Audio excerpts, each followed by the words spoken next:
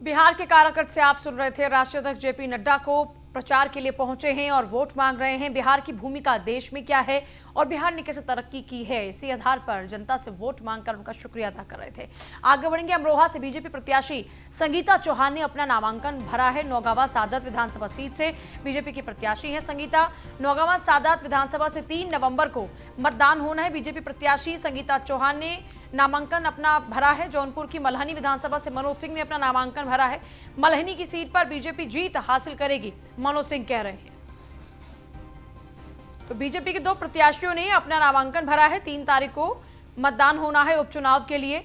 7 सीटों पर उपचुनाव होना है उत्तर प्रदेश में। उन्हीं 7 सीटों में से 2 की अगर बात करें तो 2 पर बीजेपी के प्रत्याशियों ने अपना नामांकन पत्र आज दाखिल किया है। मल्हनी सीट पर बीजेपी जीत हासिल करेगी, मनोज सिंह कह रहे। बीजेपी के प्रत्याशी संगीता चौहान ने नौगावा सादत से अपना नामांकन दाखिल किया।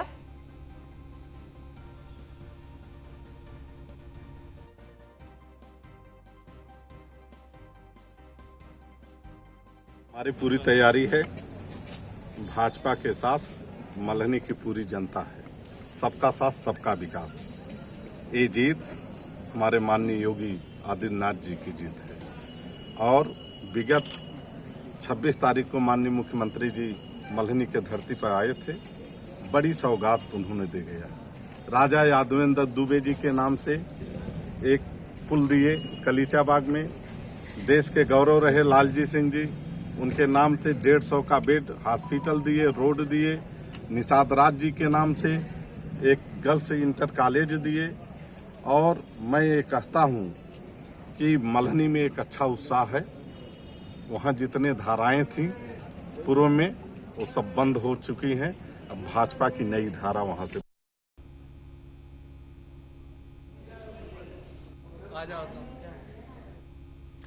फिलहाल ये 2 तस्वीरें हैं 2 प्रत्याशी बीजेपी के जिन्होंने अपना नामांकन आज दाखिल किया है। संगीता चौहान ने अपना नामांकन दाखिल किया और मनोज सिंह ने भी अपना नामांकन भरा है। मल्हनी सीट पर बीजेपी इस बार जीत का दावा कर रही है। वहीं नौगावा सदर सीट पर पहले भी बीजेपी का कब्जा रहा और बीजेपी इस बार भी यहां पर पूरे दमखम के साथ चुनावी मैदान में उतरी है और ये दावा कर रही है कि यहां पर जीत हासिल करेगी। 3 तारीख को मतदान होना है। 3 तारीख को मतदान से पहले नामांकन की प्रक्रिया शुरू हो चुकी है।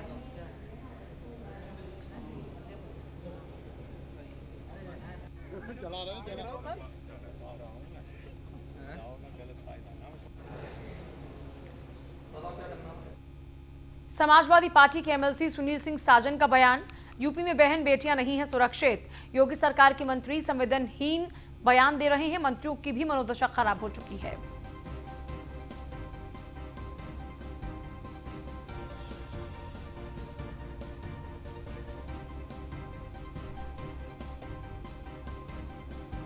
योगी सरकार के मंत्री संवेदनहीन बयान दे रहे हैं। मंत्रियों की भी मनोदशा खराब हो चुकी है। सुनील साजन समाजवादी पार्टी के एमएलसी ने सरकार पर निशाना साधा है।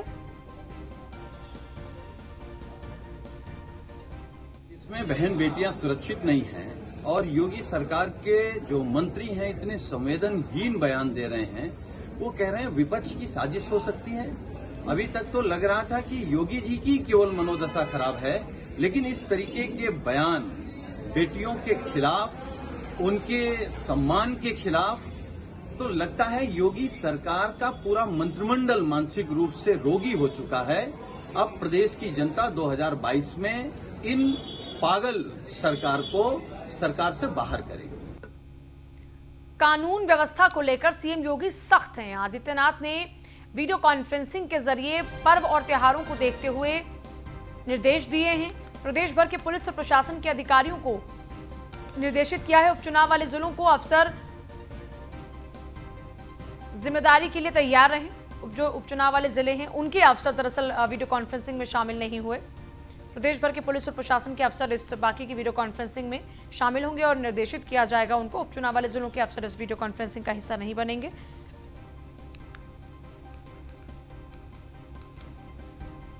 शाम 6 बजे ये वीडियो कॉन्फ्रेंसिंग होगी कानून व्यवस्था को लेकर, क्योंकि अब देखिए लगातार पर्व आएंगे और ऐसे में पर्व जब आते हैं, जब त्योहार आते हैं तो सुरक्षा के इंतजाम को और पुख्ता किया जाता है ताकि कोई भी माहौल ना खराब कर पाए। इस बीच जो वीडियो कॉन्फ्रेंसिंग होने जा रही है उसमें कौन कौन से अफसर शामिल होंगे बताते हैं आपको। इनमें मुख्य सचिव हैं, अपर मुख्य सचिव हैं और मुख्यमंत्री अपर मुख्य सचिव गृह, डीजीपी, प्रमुख सचिव मुख्यमंत्री और सचिव मुख्यमंत्री भी शामिल होंगे। सभी मंडलायुक्त, जिलाधिकारी, डीजी जोन, आईजी जोन इसमें शामिल होंगे। लखनऊ और Noida police commissioner video conferencing के जरिए जुड़ेंगे। सभी डीआईजी और कप्तान वीडियो कॉन्फ्रेंसिंग का हिस्सा होंगे। एसके वाजपेयी हमारे साथ है। एसके, सुरक्षा व्यवस्था को लेकर, उसे चाक चौबंद करने को लेकर वीडियो कॉन्फ्रेंसिंग शाम 6 बजे, क्या कुछ खास निर्देश आज हो सकते हैं सीएम योगी द्वारा? कोई खास जानकारी? बिल्कुल, जिस तरीके से उत्तर प्रदेश में कानून व्यवस्था को लेकर सीएम योगी आदित्यनाथ एक बड़ी वीडियो कॉन्फ्रेंसिंग करने वाले हैं, जो कि शाम 6 बजे मुख्यमंत्री आवास 5 कालीदास मार्ग से होगी, जिसमें जहां मुख्यमंत्री के साथ उत्तर प्रदेश के सभी आला अफसर मौजूद रहेंगे, चाहे वो पुलिस विभाग के हों या फिर प्रशासन के हों, वो सभी अफसर इसमें शामिल होंगे, जिसमें अपर मुख्य सचिव मुख्यमंत्री, अपर मुख्य सचिव गृह, साथ ही साथ प्रमुख सचिव मुख्यमंत्री और प्रमुख सचिव सूचना, अपर मुख्य सचिव सूचना, उसके अलावा डीजीपी और जो अन्य अफसर हैं उत्तर प्रदेश सरकार के, वो इस वीडियो कॉन्फ्रेंसिंग में मुख्यमंत्री के साथ होंगे। साथ ही साथ विभिन्न जिलों से उत्तर प्रदेश के वो अफसर भी जुड़ेंगे जो कहीं न कहीं पुलिस और प्रशासन के आला अधिकारी हैं, जो जिलों में प्रशासन चलाते हैं। उसमें वो 7 जिले छूटे रहेंगे जिनमें उपचुनाव होने जा रहा है। उन जिलों के अफसर इस वीडियो कॉन्फ्रेंसिंग में शामिल नहीं होंगे। वो 7 जिले छोड़कर बाकी उत्तर प्रदेश के सभी जिलों के कमिश्नर, डीएम, साथ ही साथ एडीजी जोन्स, आईजी जोन्स और डीआईजी रेंज, उसके अलावा जो कप्तान होंगे, चाहे एसपी हो या एसएसपी हो, वो और जिला अधिकारी इस मीटिंग का हिस्सा होंगे। तो निश्चित तौर पर आज शाम को जब ये बड़ी वीडियो कॉन्फ्रेंसिंग मुख्यमंत्री योगी आदित्यनाथ करेंगे, तो उसका मुख्य मुद्दा यही होगा कि जो उत्तर प्रदेश में कानून व्यवस्था को लेकर लगातार शिकायतें आई हैं, उसको लेकर अफसरों के साथ सीधे संवाद मुख्यमंत्री करेंगे। और साथ ही साथ में जो आगामी त्योहार आने वाले हैं, चाहे उसमें नवरात्रि की बात करें या फिर दशहरे की बात करें या दीपावली की बात करें, उन सभी त्योहारों को लेकर क्या उत्तर प्रदेश के जिलों की तैयारियां हैं, वो सीएम सीधे उसका फीडबैक अफसरों से लेंगे। तो निश्चित तौर पर जिन जिलों से शिकायतें हैं, कहीं न कहीं उन जिलों के अफसरों के पेज भी मुख्यमंत्री योगी आदित्यनाथ कसने वाले हैं।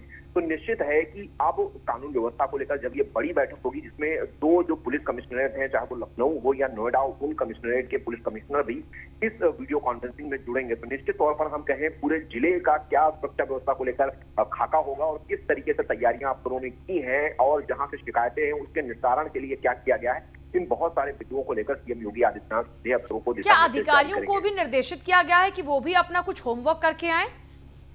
बिल्कुल, निश्चित तौर पर जो आला अफसर हैं, चाहे वो कप्तान हो या जिला अधिकारी हो या फिर जो भी वहां के डीजी जोन्स या आईजी जोन्स हैं, उनको कहा गया है कि वो अपने अपने जिलों के और अपने अपने जोन्स के जो भी अब तक के फीडबैक हैं, जो उन्होंने सुरक्षा को लेकर कदम उठाए हैं, जो अभी तक वहां घटनाएं हुई हैं, उस पर जो कार्रवाई हुई है, साथ ही साथ में जो आरोपियों की गिरफ्तारी हो या फिर दोषी अफसरों या पुलिस कर्मियों पर जो कार्रवाई हुई है, उसके डेटा के साथ उपस्थित हों। तो निश्चित है कि जब मुख्यमंत्री योगी आदित्यनाथ शाम को वीडियो कॉन्फ्रेंसिंग कर रहे होंगे, तो इन सारी चीजों का भी फीडबैक लेंगे कि अगर कहीं घटना हुई है तो उसको लेकर क्या कदम पुलिस और जिला प्रशासन की तरफ से उठाए गए हैं। तो जब डेटा होगा तो निश्चित है जिन जिलों के डेटा में कहीं न कहीं गड़बड़ी या खामियां होंगी, उन अफसरों को उनके पेज भी कसे जाएंगे, उनको फटकार भी लग सकती है। अब देखना यह है कि शाम को जब वीडियो कॉन्फ्रेंसिंग होने जा रही है, मुख्यमंत्री खुद इस वीडियो कॉन्फ्रेंसिंग को करेंगे और सारे आला अफसर इस मीटिंग में जुड़ेंगे, तो निश्चित है कि सख्त दिशा निर्देश मुख्यमंत्री की तरफ से जिलों को जारी किए जाएंगे। जी चलिए, शुक्रिया आपका।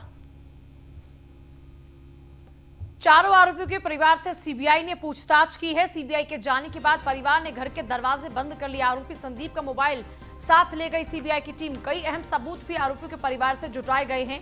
हाथरस केस में यह अपडेट। सीबीआई जांच की चौथी आज कोशिश है, यानी चौथा दिन है। चौथे दिन पर लगातार कोशिशें हो रही हैं और टीम कल परिवार से पूछताछ करती रही पीड़िता के, और आज जो आरोपी है उनके परिवार से पूछताछ की गई है। चारों ही आरोपियों के परिवार से सीबीआई ने पूछताछ की है। संदीप का मोबाइल फोन अपने साथ सीबीआई की टीम लेकर गई है और इसके अलावा संदीप का मोबाइल साथ लेकर गई है। परिवार ने फाटक बंद कर लिए। शुभम हमारे साथ, हमारे संवाददाता है। शुभम, क्या अपडेट, क्या पूरी जानकारी? जी बिल्कुल, आपको बता दें कि लगभग 3 घंटे से ज्यादा का समय हो गया और 3 घंटे से ज्यादा का समय सीबीआई पूछताछ करने आई थी और पूछताछ करने का यहाँ से दोनों जो चारों आरोपियों के घर से जा चुकी है और जो आरोपी के परिजन है उन्होंने 12 फाटक बंद कर लिया था और मीडिया को कुछ ही बताने से मना कर दिया। लेकिन जब उसके पिता है एक आरोपी को, उसने बताया है कि संदीप जो उसके घर से उसकी मार्कशीट, मोबाइल और अन्य चीज भी सीबीआई अपने साथ ले गई है।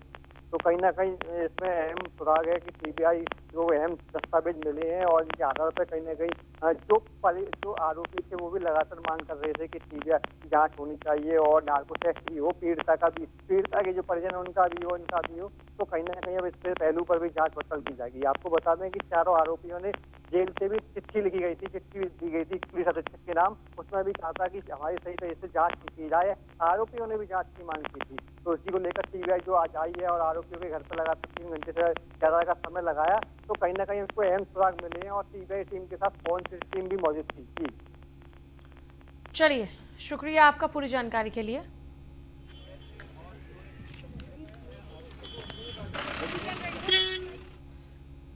लखीमपुर खीरी लोकसभा सांसद अजय मिश्र टेनी से हमारे संवाददाता अक्षय श्रीवास्तव ने खास बातचीत की है। चलो, हमारे साथ उत्तर प्रदेश जनपद लखीमपुर खीरी के 28 खीरी लोकसभा के सांसद अजय मिश्र टेनी, जिनके द्वारा जनपद लखीमपुर खीरी में विभिन्न विकास कार्य कराए गए, जिनको अभी हाल में ही 25 जून 2020 को सांसद रत्न से नवाजा गया, जो उत्तर प्रदेश में ये इकलौते और पहले सांसद हैं। हम बात करते हैं जनपद लखीमपुर खीरी 28 लोकसभा के सांसद अजय मिश्र टेनी जी से। जी सांसद जी, किस तरह से आपने विकास कार्य जनपद लखीमपुर खीरी में कराए हैं? देखिए, मैं जब राजनीति में आया और मैं 2012 में पहली बार विधानसभा का चुनाव लड़ा, विधायक चुना गया। उस दौरान फिर मुझे 2014 में लोकसभा का चुनाव लड़ने का अवसर पार्टी ने दिया। मैंने अपने ज़िले में भ्रमण के दौरान जो समस्याएं देखी, वो बड़ी समस्या थी। हमारे ज़िले में एक बाढ़ की बड़ी समस्या थी। दूसरा, 4000 से ज़्यादा गांव ऐसे थे जहां पर बिजली नहीं पहुंची थी। मैंने शुरुआत में जब मैं विधायक था तो 16 गांवों का विद्युतीकरण तो अपनी विधायक निधि से कराया था। उसके बाद फिर जब मैं सांसद बना तो जो चुनौतियां थीं, पहले हमने बाढ़ के लिए काम किया और बाढ़ पर नियंत्रण स्थापित करने के लिए नेपाल में भी हमारा एक प्रतिनिधि मंडल गया। प्रधानमंत्री जी के आदेश से बात हुई और बाढ़ पर काफ़ी कुछ नियंत्रण लखीमपुर जनपद में हमने पा लिया है। छुटपुट बातें रह गई। और विद्युतीकरण की अगर बात करें तो पूरे ज़िले में अब कोई भी गांव, कोई भी मजरा ऐसा शेष नहीं है जहां पर हमने विद्युतीकरण न करा दिया हो। उसके अलावा बड़ी चुनौती थी, हमारे ज़िले में बहुत सारे ऐसे लोग थे जिनके पास घर नहीं थे, तो 1 लाख से अधिक घर का निर्माण हुआ है। 12,000 से ज़्यादा शहरी आवास हमने बनाए हैं। 5 लाख के करीब ऐसे परिवार हैं जिनको गैस के सिलेंडर दिए हैं। 5 लाख से ऊपर शौचालयों का निर्माण कराया गया है। हमारे आयुष्मान कार्ड हैं। ये सारी जो सरकारी योजनाएं थी, उनका अधिकतम लाभ हमारे जनपद को मिले, इसके लिए भी मैंने प्रयास किया। इसके साथ ही साथ जो बड़ी योजनाएं थी उनको भी मैं अपने ज़िले में लेके आया, जिसमें नेशनल हाईवे, बहुत सारे 2 हमारे स्टेट हाईवे हैं जिनको हमने नेशनल हाईवे में बदला है। एक नया स्टेट हाईवे लखीमपुर से गौरी फंटा तक, उसको हमने बनाया। एक केंद्रीय सड़क निधि से 2 सड़कों का निर्माण हमने कराया। एक ढकरवा से, जो लखीमपुर से ढकरवा चौराहा की है, उस सड़क का केंद्रीय सड़क निधि के माध्यम से हुआ। दूसरा हमारा दुधवा नेशनल पार्क से बॉर्डर तक गौरी फंटा के, उसको भी केंद्रीय सड़क निधि के अलावा बहुत सारे राष्ट्रीय, जो हमारा नया राष्ट्रीय राजमार्ग हमने बनाया है, जो पलिया से शाहजहाँपुर से NH-24 को जोड़ेगा, 730A। दूसरा ये जो हमारा 730A था पहले का, हमारा पीलीभीत बस्ती राष्ट्रीय राजमार्ग, उसका भी चौड़ीकरण और उसको फिर से पुनर्निर्माण, उसकी रिपेयरिंग, उसका भी काम बहुत तेज़ी से हो रहा है। इसके अलावा जो बड़े प्रोजेक्ट हम स्वास्थ्य के मामले में भी देखते थे कि हमारा जनपद बहुत पीछे है। यहाँ पर मैं आयुष मंत्रालय के द्वारा 2016 में ही एक विशेष योजना लेकर के आया, जिसमें गंभीर बीमारियों से कैसे बचा जा सके और उनका उपचार किया जा सके। ऐसे सभी 17 सामुदायिक स्वास्थ्य केंद्रों पर उस योजना को आयुष मंत्रालय के माध्यम से शुरू किया। एक मदर चाइल्ड हॉस्पिटल, पूरा जो AC हॉस्पिटल है और जिसमें पूरी तरह से केंद्रीय निधि के द्वारा उसका निर्माण किया गया है। 100 करोड़ की लागत से वो अस्पताल बन के तैयार है, जिसको अभी हैंड ओवर किया जाना है। वो 4 OT के साथ एक बड़ा हॉस्पिटल है। इसके अलावा हमारी सरकार ने 2019 के चुनाव में, हमारी पार्टी ने ये घोषणा की थी कि हम 75 मेडिकल कॉलेज बनाएंगे पूरे देश में। उसमें से एक मेडिकल कॉलेज लखीमपुर लोकसभा को मिला है और बहुत जल्दी 500 बेड का हॉस्पिटल, जो हमारा जिला चिकित्सालय है जिसमें 215 बेड अभी है, उसको 500 बेड का हॉस्पिटल बनाने के साथ ही साथ हम अपने यहाँ मेडिकल कॉलेज का निर्माण भी करने जा रहे हैं। 20 करोड़ की राशि उसके लिए आवंटित हो गई है। कुल बजट 240 करोड़ के आसपास का है। इसके अलावा सीटी स्कैन की मशीन, लखीमपुर बहुत बड़ा ज़िला है और दूर भी है लखनऊ से, तो यहाँ डायलिसिस की भी सुविधा हो सके उसके लिए भी हम लोगों ने काम प्रारंभ कर दिया है। उसके अलावा कृषि विज्ञान केंद्र जो मुख्य रूप से गन्ने के ऊपर शोध करेगा। अभी प्रत्येक लोकसभा में भी एक कृषि विज्ञान केंद्र नहीं है, लेकिन हमारे यहाँ एक पहले से था, दूसरा मैं ले करके आया, जिसमें चूंकि हमारे यहाँ 90% से अधिक गन्ने की खेती होती है, तो गन्ने पे हम शोध कर सकें और नई नई वैरायटी के गन्ने के उत्पादन के द्वारा किसानों को लाभ हो सके, उसके लिए हमने काम किया। एक नया कृषि विज्ञान केंद्र हमने बनाया, उसका शिलान्यास हो गया, निर्माण का काम प्रारंभ है। इसके अलावा एक दूसरा केंद्रीय विद्यालय हमारे यहाँ था जो किराए के भवन में चल रहा था, उसको 20 करोड़ रुपया हमने आवंटित केंद्र सरकार से कराया और उसकी बिल्डिंग का निर्माण, जिसमें 58 कमरे बनेंगे और वो बिल्डिंग 20 करोड़ की लागत से हमारे एसएसबी कैंप में उन्होंने 4 एकड़ ज़मीन हमको दी है, उसमें हम लोग बना रहे हैं। इसके अलावा दूसरा केंद्रीय विद्यालय हमने पलिया के गदनिया में जो एसएसबी कैंप है, उन्होंने भी हमें 4 एकड़ ज़मीन दी। तो एक लोकसभा में 2 केंद्रीय विद्यालय, अभी दूसरा वाला भी इसी सत्र से प्रारंभ हो गया और वहाँ भी पढ़ाई हम लोगों ने शुरू कर दी है। तो ये थे हमारे साथ जनपद लखीमपुर 28 खीरी लोकसभा के सांसद अजय मिश्र टेनी, जिन्होंने बताया कि हमने लखीमपुर जनपद में कई विकास कार्य कराए हैं और विकास कार्य जो अधूरे रह गए हैं उनको भी पूरा कराने का हमारा लक्ष्य है। शिक्षा के उद्देश्य से उन्होंने जनपद में कई कॉलेजों का भी निर्माण कराया है। रही बात मेडिकल कॉलेज की, तो वो भी जल्द बनकर तैयार हो जाएगा। लखीमपुर खीरी से न्यूज़ 1 इंडिया के लिए अक्षय श्रीवास्तव की